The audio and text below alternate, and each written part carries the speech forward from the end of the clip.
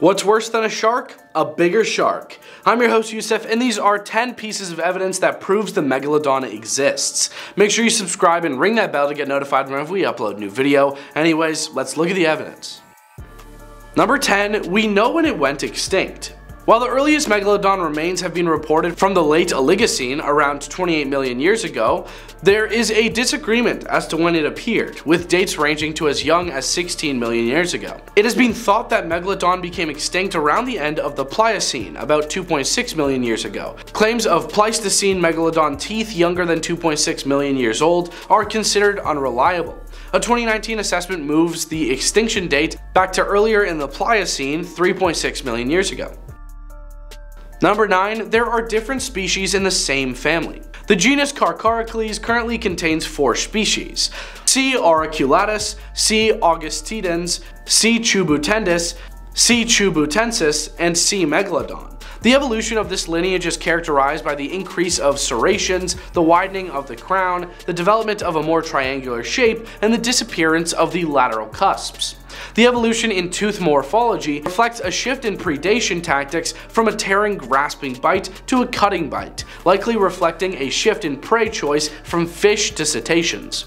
Lateral cusplets were finally lost in a gradual process that took roughly 12 million years during the transition between C. chubutensis and C. megalodon. Number 8, we have fossils that depict its size. Due to fragmentary remains, there have been many contradictory size estimates for Megalodon, as they can only be drawn from fossil teeth and vertebrae. The great white shark has been the basis of reconstruction and size estimation, as it is regarded as the best analog to Megalodon. Several total length estimation methods have been produced from comparing Megalodon teeth and vertebrae to those of the great white.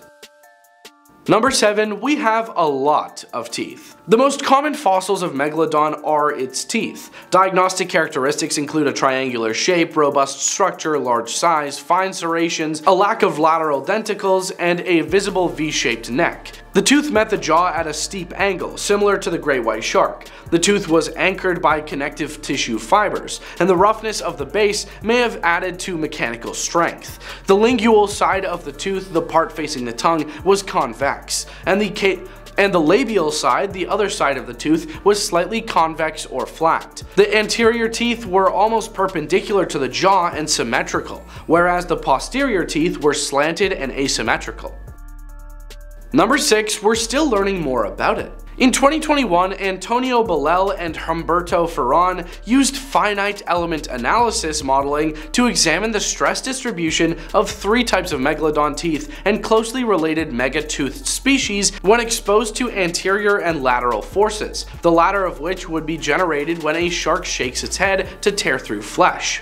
The resulting simulations identified higher levels of stress in Megalodon teeth under lateral force loads compared to its precursor species such as O. obliquus and O. augustidens. This suggests that Megalodon teeth were of a different functional significance than previously expected, challenging prior interpretations that Megalodon's dental morphology was primarily driven by a dietary shift towards marine animals. Instead, the authors proposed that it was a byproduct of an increase in body size caused by heterochronic selection.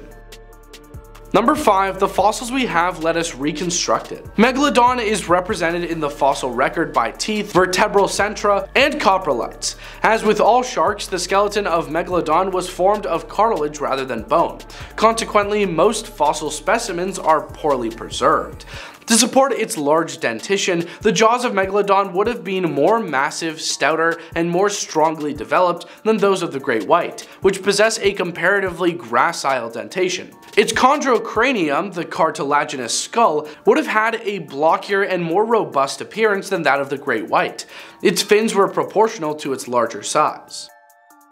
Number 4, we know where it used to live. Megalodon had a cosmopolitan distribution. Its fossils have been excavated from many parts of the world, including Europe, Africa, the Americas, and Australia. It most commonly occurred in subtropical to temperate latitudes. It has been found at latitudes up to 55 degrees north. Its inferred tolerated temperature range was 1 to 24 degrees Celsius.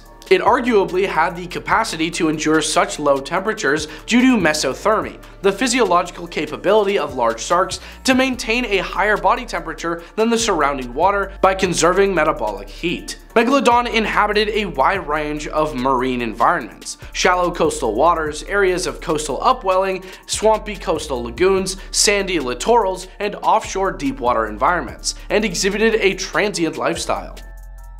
Number 3, we know what it used to eat.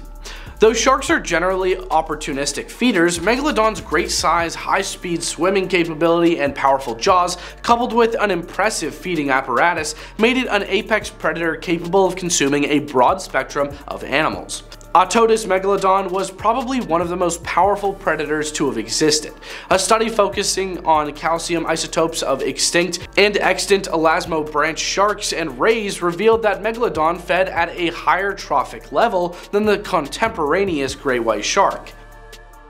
Number 2, we know what it was competing against. Megalodon faced a highly competitive environment. Its position at the top of the food chain probably had a significant impact on the structuring of marine communities. Fossil evidence indicates a correlation between Megalodon and the emergence of diversification of cetaceans and other marine mammals.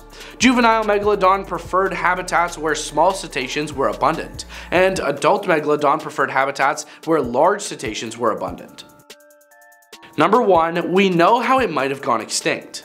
The Earth experienced a number of changes during the time period Megalodon existed which affected marine life. Geological events changed currents and precipitation. Among these were the closure of the Central American Seaway and changes in the Tethys Ocean, contributing to the cooling of the oceans. The stalling of the Gulf Stream prevented nutrient-rich water from reaching major marine ecosystems, which may have negatively affected its food sources.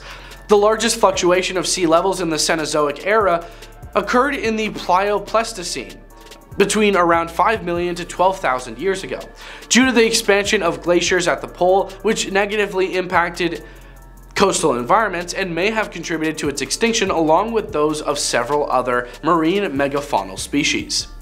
Thanks for watching. Those were 10 pieces of evidence that proves the Megalodon exists. Leave a like and comment if you think we missed anything, and we hope you have a scary day.